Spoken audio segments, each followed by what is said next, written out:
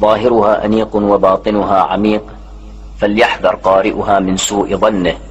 فإن فيها من تنزيه الخالق ما لا يطيقه أحد من الخلائق. صاحب الخلق الأول قبل نوح الأول، ولو علمتم ما كان بين آدم ونوح من عجائب اصطنعتها وأمم أهلكتها فحق عليهم القول فبئس ما كانوا يفعلون. أنا صاحب الطوفان الأول، أنا صاحب الطوفان الثاني، أنا صاحب سيل العرم، أنا صاحب الأسرار المكنونات، أنا صاحب عاد والجنات، أنا صاحب ثمود والآيات، أنا مدمرها، أنا مزلزلها، أنا مرجعها، أنا مهلكها، أنا مدبرها، أنا بانيها، أنا داعيها، أنا مميتها، أنا محييها،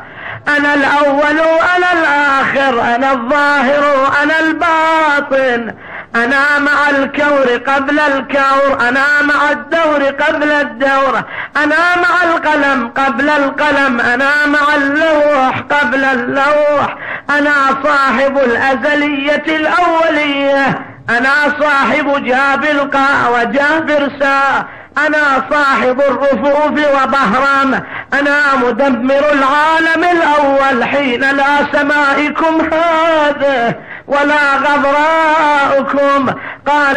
أنا صاحب إبليس بالسجود، أنا معذبه وجنوده على الكبر والغيور بأمر الله، أنا رافع إدريس مكانا عليا، أنا منطق عيسى في المهدي صبيا، أنا أنا مدين الميادين وواضع الأرض، أنا قاسمها أخماسا فجعلت خمسا برا وخمسا بحرا وخمسا جبالا وخمسا عمرانا وخمسا خرابا، أنا خرقت القلزم من الترجيم وخرقت العقيم من الحين وخرقت كلا من كل وخرقت بعضا من بعض، أنا طيوثا، أنا جانبوثا، أنا البارحلون، أنا عليثونا،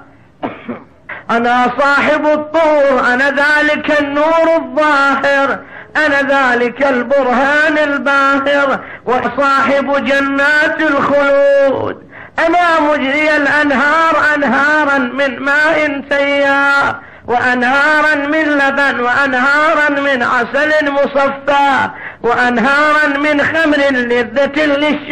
للشاربين، أنا حجبت جهنم وجعلتها طبقات السعير وصقر الجير ورب وما خلق يخلد فيها الجبت والطاغوت وعبيدهما ومن كفر بذي الملك والملكوت، أنا صانع الأقاليم بأمر العليم الحكيم.